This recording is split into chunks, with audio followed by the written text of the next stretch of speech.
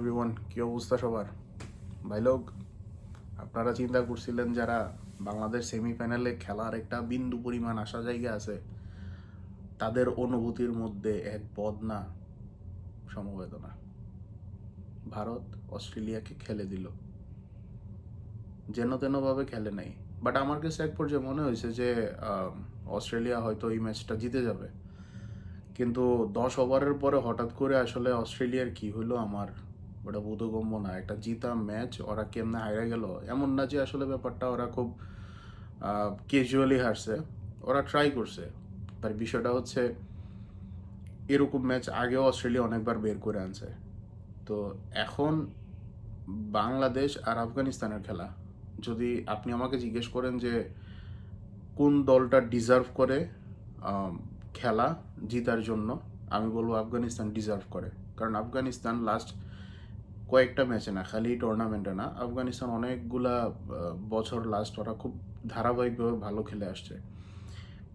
বাংলাদেশের বিপক্ষে আফগানিস্তান রীতিমতো দুর্দান্ত, টি-20-তে ওরা আরও দুর্দান্ত। হ্যাঁ, তো সেই জায়গা থেকে আমার কাছে মনে হয় যে আফগানিস্তান এই ম্যাচে বাংলাদেশের চাইতে অনেকখানি আগায় আছে। আর 2 নম্বর কারণটা হচ্ছে যে বাংলাদেশ দল এটা নিজেরা মনে করে সুপার এইটে উঠতে পারাটাই তাদের জন্য সার্থকতা। তো যেই দলের সাকসেসের বার লাইনটা এতটুকু পর্যন্তই, যারা নিজেদেরকে এর বাহিরে গিয়ে ভাবতে পারে না, সেখানে দর্শক হিসেবে আমার মনে হয় না এর চাইতে বেশি প্রত্যাশা করা আপনার উচিত। কারণ আমরা দর্শকরা প্রতিবার প্রত্যাশা করি, প্রতিবার হচ্ছে যে কষ্ট পাই। So it is better not to expect anything from Bangladesh cricket team right now. তারা খেলতে নামতেছে আফগানিস্তানের বিপক্ষে ফর শিওর, কিন্তু আফগানিস্তানের সাথে বাংলাদেশ জিতবে বলে আমার কাছে অন্তত পক্ষে মনে হয় না। যদি জিতে সেটা খুবই ভালো ব্যাপার, কিন্তু আমার কাছে মনে হয় না সেটা জিতবে।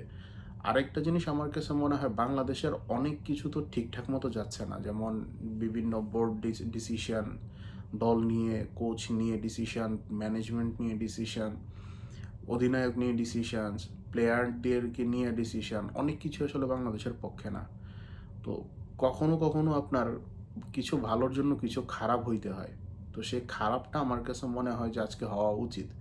বাংলাদেশ দলের ফিউচারের ভালোর জন্য আজকের খারাপটা হওয়া উচিত। আজকে বাংলাদেশ হারা উচিত আফগানিস্তানের সাথে। কেন? আজকে যদি বাংলাদেশ জিতে, আমরা তো আবেগপ্রবণ জাতি, আমরা কিন্তু অতীতের সমস্ত কিছু ভুলে গিয়ে নাচতে নাচতে ঢ্যাং ঢ্যাং ঢ্যাং ঢ্যাং করে কিন্তু আমরা ওয়েস্ট ইন্ডিজ থেকে বাংলাদেশে চলে যাব।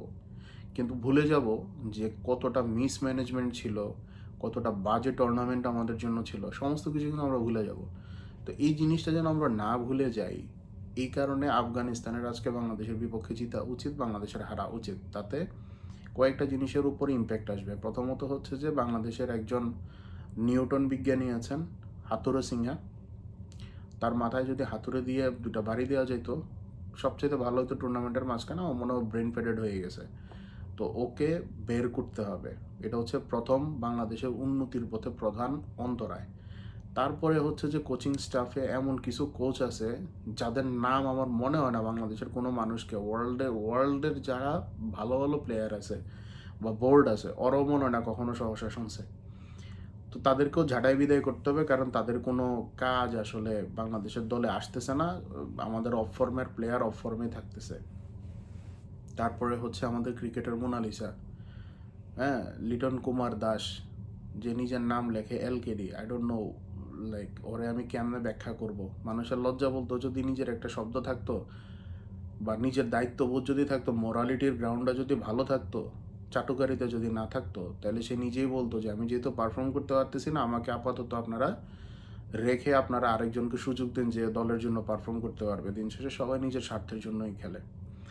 সৌম্য সরকার ও এমনিতেই কোন যুক্তিতে জাতীয় দলে খেলে ওইটাই আমার আসলে বোধগম্য না, কোনো পারফরমেন্স ছাড়া। আর শান্তর অবস্থা কি বলবো।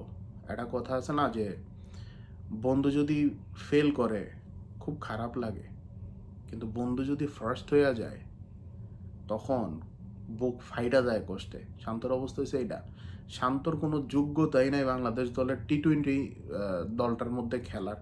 সে জায়গায় মেহেদী হাসান মিরাজ একটা খুব ভালো এডিশন হইতে পারতো। আপনি চিন্তা করে দেখেন, আমি সবসময়ই একটা কথাই বলি, এই প্লেয়ারটার বিভিন্ন জায়গায় কাজে লাগানো যেত।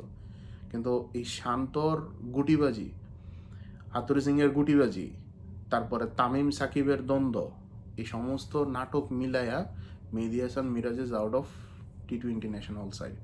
তো ওকে আবার ফিরাই আনা উচিত, শান্তকে তার এই রোল থেকে অব্যাহতি দিয়ে তাকে ওয়ানডে এবং টেস্টে ফিরিয়ে নেওয়া যাওয়া উচিত, অথবা তাকে সুযোগ দেওয়া উচিত আরও 6 মাস 1 বছর ঘরোয়া ক্রিকেটে, সে যেন তার টেকনিক নিয়ে টি-20-র কাজ করে আসে। এটা ছাড়া আমি শান্তর আর কোনো চান্স দেখি না।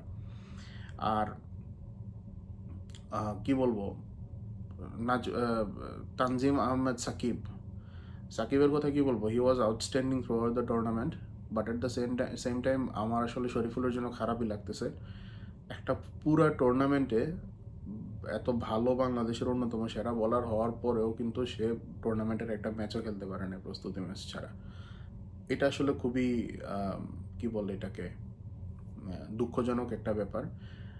শান্তকে বসায়া যদি বা হচ্ছে লিটনকে বা সৌম্যকে বসায়া সাথে যে একজন প্লেয়ার নেওয়া হয়েছিল আফিফ হোসেন ধ্রুব, ওকে যদি সামহাও টাইম দেওয়া হইতো, এই পরিমাণ টাইম যদি দেওয়া হইতো, তাহলে ও আসলে অনেক ভালো ডেলিভার করতে পারতো। কিন্তু আমরা তো আতরু সিংয়ের নিউটনের মতো বিজ্ঞানী থিওরির উপরে বিশ্বাস করি। তো এখন সময় হয়েছে, প্রত্যেক ক্রিয়ারই একটা সমান ও বিপরীত প্রতিক্রিয়া আছে। সো এতদিন পর্যন্ত একটা সমান প্রতিক্রিয়া সবাই দেখায় যাওয়ার চেষ্টা করছেন, এখন বাংলাদেশ টিমের উপরে একটা আসলে বিপরীত প্রতিক্রিয়া দেখানোর সুযোগ আসছে বাংলাদেশের ভালোর জন্য, এই ন্যাশনাল সাইডের ভালোর জন্য।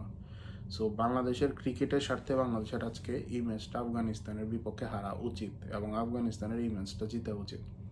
দেখা যাক কী হয়। ভালো থাকেন, enjoy the game. Allah Hafiz.